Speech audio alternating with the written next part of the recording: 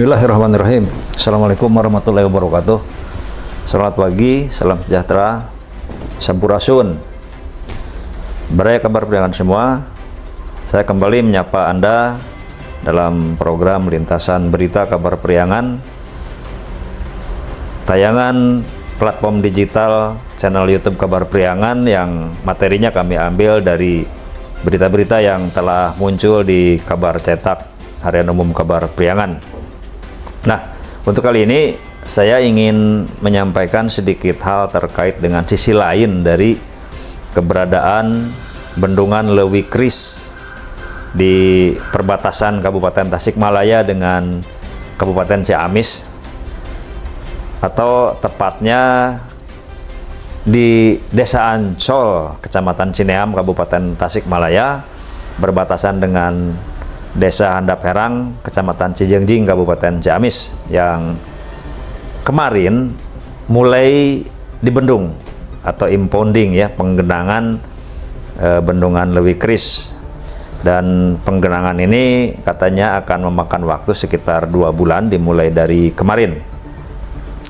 Nah, sebelumnya saya sempat mengulas sedikit dampak-dampak dari keberadaan bendungan. Kali ini saya ingin menyampaikan sedikit dampak ekosistem ya, dampak ekosistem daripada keberadaan bendungan tersebut. Sesuatu hal yang tidak banyak diketahui orang dan dianggap hal sepele, tapi ini penting untuk menjadi perhatian semua pihak. Keberadaan Bendungan Leuwi Kris itu dampak ekosistem terhadap keberadaan ikan-ikan yang selama ini menghuni di kawasan Sungai Citanduy. Tapi tidak semua jenis ikan akan terdampak. Ada satu jenis ikan yang sangat terdampak karena jenis ikan tersebut dia mengalami siklus migrasi dari hulu sampai ke hilir hingga ke lautan. Kita selama ini mengenal jenis ikan tersebut, khususnya di masyarakat Sunda, sebagai ikan lubang. Tahu ya, mungkin baraya kabar periangan semua, ikan lubang itu dengan dagingnya yang sangat lezat sehingga sangat populer di masyarakat dan selalu menjadi buruan para pemancing. Beberapa rumah makan di kota Tasikmalaya ini juga menawarkan sensasi nikmatnya makan ikan sidat. Biasanya disajikan dalam pepes ikan lubang, ikan sidat ya. Kembali ke persoalan ekosistem, harus diketahui oleh semua pihak, khususnya para pengambil kebijakan, pemerintah dan juga masyarakat umum lainnya, bahwa jenis ikan sidat ini memiliki kehidupan yang khas karena dia mengalami siklus migrasi. Jadi ikan sidat itu siklusnya itu selama 8 tahun dia akan mengembara hingga ke hulu, dan setelah 8 tahun dia akan kembali ke lautan untuk berkembang biak. Jadi perkembangan biak ikan sidat itu di lautan, bukan di sungai. Dan ikan sidat itu sampai sejauh ini para pakar ahli perikanan tidak ada yang bisa membudidayakan ikan sidat. Ikan sidat selama ini diperoleh dari hasil budidaya, dari hasil perkembangbiakan alam, yang kemudian benurnya itu ditangkap, diambil untuk kemudian dibesarkan. Jadi tidak ada budidaya ikan sidat yang berhasil dilakukan oleh para ahli.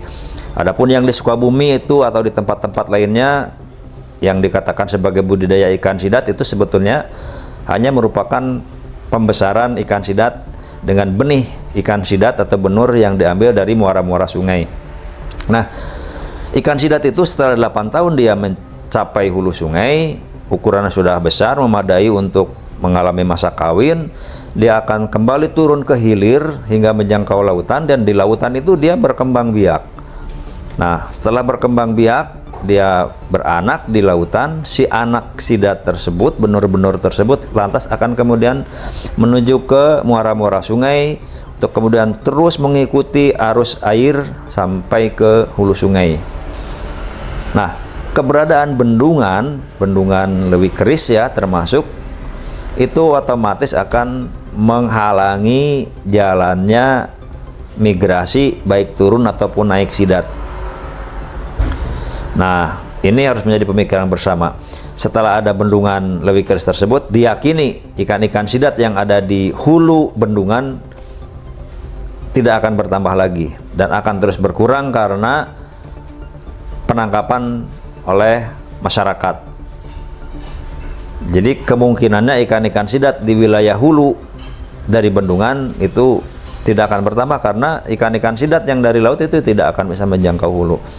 Dan sebelum bendungan Lewi Keris juga sebelumnya ada bendungan Doboku, atau di Manganti juga ada bendungan, dan itu saya kira akan sangat berpengaruh besar terhadap ekosistem khususnya kehidupan ikan Sidat. Nah, di Jepang para ahli konstruksi sungai, ahli konstruksi bendungan di sana itu mereka sudah berpikir jauh untuk mengurangi dampak ekosistem daripada keberadaan bendungan. Jadi di sana itu para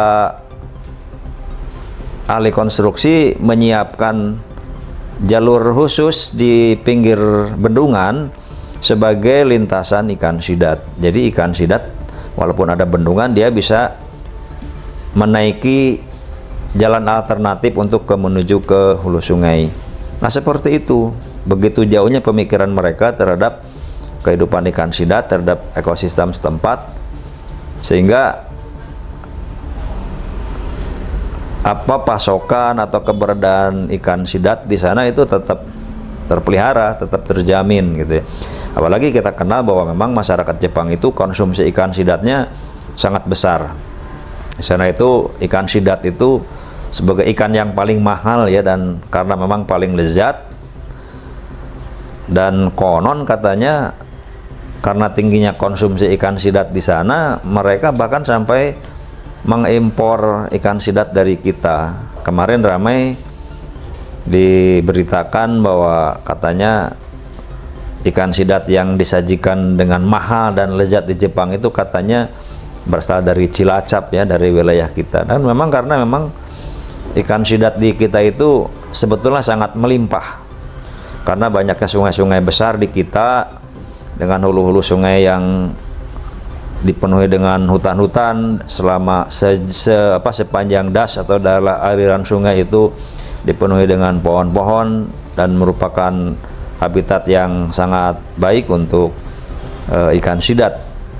Nah, jadi satu hal yang perlu dipahami bahwa dampak daripada keberadaan bendungan bukan hanya, nanti saya bahas lebih lanjut, bukan hanya dampak-dampak terhadap sosial, ekonomi, baik dampak positif maupun dampak negatif, tapi juga yang hal kecil, dampak ekosistem yang mungkin belum terpikirkan oleh kita atau para pengambil kebijakan bagaimana untuk mengatasi hal tersebut. Jadi itu yang ingin saya sampaikan, sedikit hal yang mudah-mudahan bermanfaat untuk masyarakat umum dan juga pemerintah terkait dengan keberadaan bendungan Lewi Keris tersebut. Saksikan lebih lanjut materi-materi yang menarik di lintasan berita kabar priangan ini di edisi berikutnya. Wabillahi taufiq wal hidayah. Assalamualaikum warahmatullahi wabarakatuh.